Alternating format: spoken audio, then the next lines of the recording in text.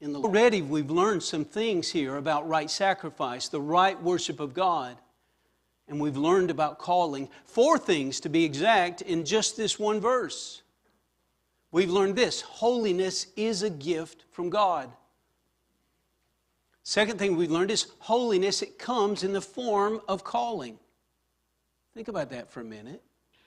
That's why Paul's telling us this. Holiness, it comes in the form of calling, and it's a specific calling. Paul was called to be an apostle.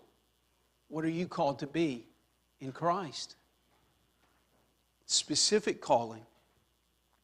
The third thing we're going to see is this: if we follow our calling, our lives will bear fruit in the lives of others. God will use us in the lives of others. There'll be fruit in our lives. And then the fourth thing we're going to see is this: not everyone will accept this calling on our lives. Not everyone will accept it. Look at verse 2. Paul says there, if to others I'm not an apostle, at least I am to you. That brings me to point 3 there. And I would just make this point again. Following our specific calling will bear fruit in our lives. Paul says, if to others I'm not an apostle, at least I am to you, because God has used me in your life to bring them to Christ.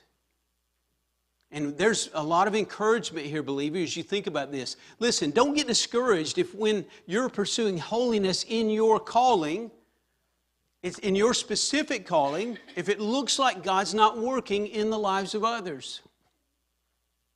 Because God's always at work. He's always at work. Remember this. Even the right worship of Paul, even the holiness of Paul sometimes seemed to be ineffective in Paul's world. Digest that for just a moment. Paul's pursuing holiness, and he's helping us to see that that holiness doesn't always work in someone else's life. But it does work in some. But the apostle reminds us, he says, remain in it just where you are. God is at work in your life. Look at verse 2 there. He says, if to others I'm not an apostle, at least I am to you, for you are the seal of my apostleship in the Lord. What he's saying is that you're the proof. Your life, your changed life is the proof that I'm an apostle, that God's been working on me, and that God's been working through me and through my calling. So the apostle there, he reminds us to remain in our calling just where you are. God's at work in your life. So he says to the Corinthians, at least I am an apostle to you. Let's recap for just a moment about holiness, about right worship of God. Holiness is a gift from God. It comes in the form of a calling, a specific calling on your life.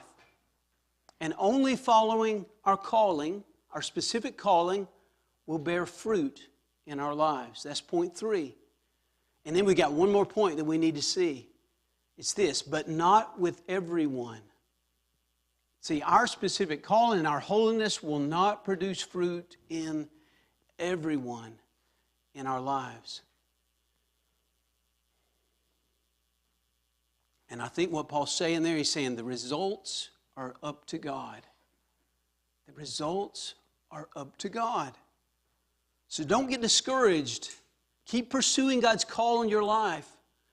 The results are up to God. And Paul wants us to see this. There's 2 things that the Christian must have.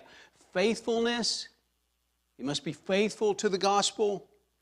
And then he must pursue holiness himself. Those 2 things.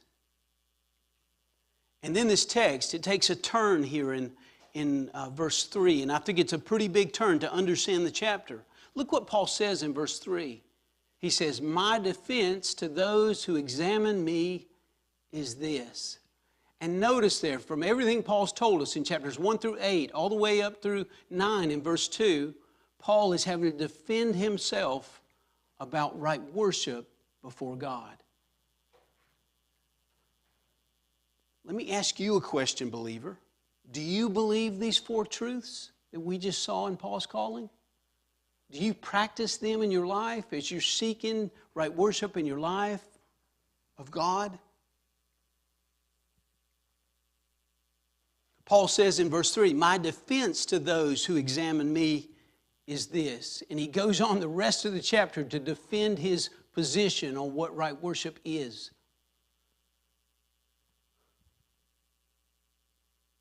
Paul is saying this, he's saying everybody has knowledge of bringing false sacrifices to God and to false gods.